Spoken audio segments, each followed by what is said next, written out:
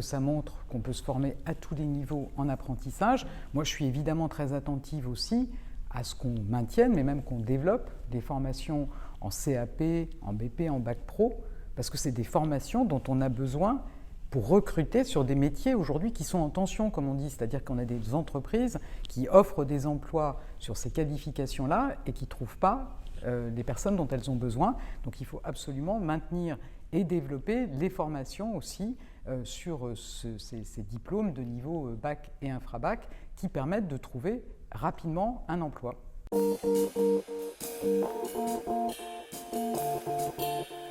Alors ces aides, d'abord, elles sont toujours en vigueur, elles durent jusqu'à fin mars.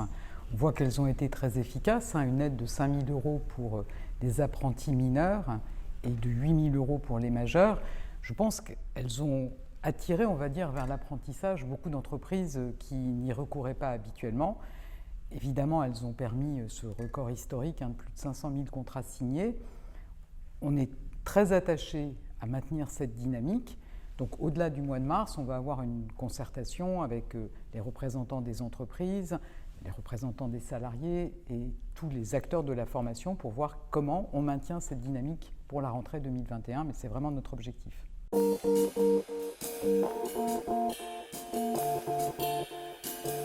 Les aides, elles ont très bien marché. Il y a eu 1,2 million de jeunes de moins de 26 ans qui ont été embauchés en CDD de plus de 3 mois ou en CDI entre le mois d'août et la fin de l'année 2020. Et évidemment, ces aides, elles ont eu un rôle important.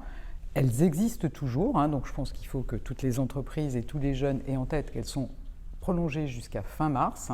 Et on va là aussi mener une concertation avec les représentants des entreprises, des organisations syndicales, pour voir, en fonction aussi de la situation sanitaire et économique, comment on continue à soutenir l'embauche des jeunes.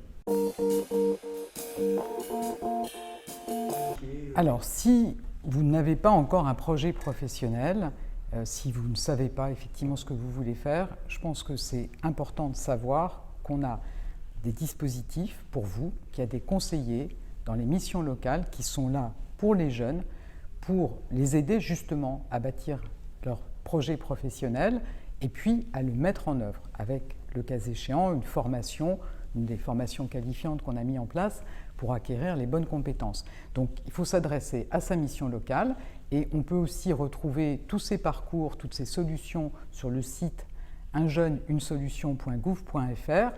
Et sur ce site, si vous ne connaissez pas votre mission locale, vous pouvez être mis en relation avec votre mission locale, un conseiller vous rappellera. Alors moi je pense qu'effectivement ce qu'on doit d'abord aux jeunes, c'est de les accompagner pour élaborer un projet professionnel et pour le mettre en œuvre. Je pense que c'est ça la bonne réponse pour les jeunes, plutôt que le RSA jeune. On ne se contente pas de donner une allocation, on permet aux jeunes de bâtir et de réaliser son projet professionnel. Donc on lui donne une autonomie dans la durée et s'il a des difficultés financières, alors il a le droit à des aides jusqu'à 500 € par mois.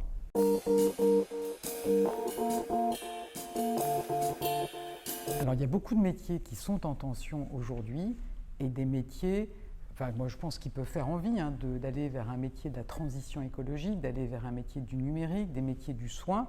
Il y a des très beaux métiers qui aujourd'hui peinent à recruter.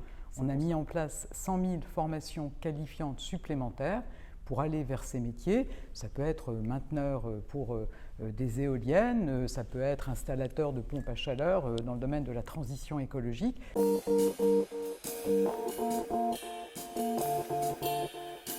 C'est effectivement très important que les jeunes diplômés qui étaient boursiers pendant l'année universitaire 2019-2020 aient en tête qu'ils peuvent avoir une aide pendant 4 mois qui correspond à 70% du montant de la bourse qu'ils avaient pendant l'année universitaire, plus 100 € s'ils n'habitent plus chez leurs parents, s'ils ont un logement autonome.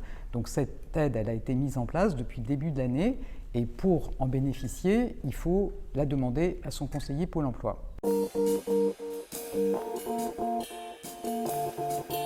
Je voudrais dire aux jeunes qu'il ne faut pas désespérer parce qu'en fait, quand on a nos statistiques, on voit qu'il y a 15% de jobs étudiants en moins, 15%. Donc 15% c'est beaucoup, c'est pas 85%. Donc ça veut dire qu'il y a encore des jobs étudiants aujourd'hui.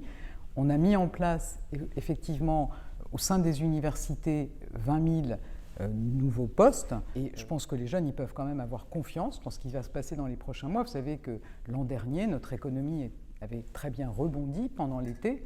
On avait eu le plus fort taux de croissance en Europe.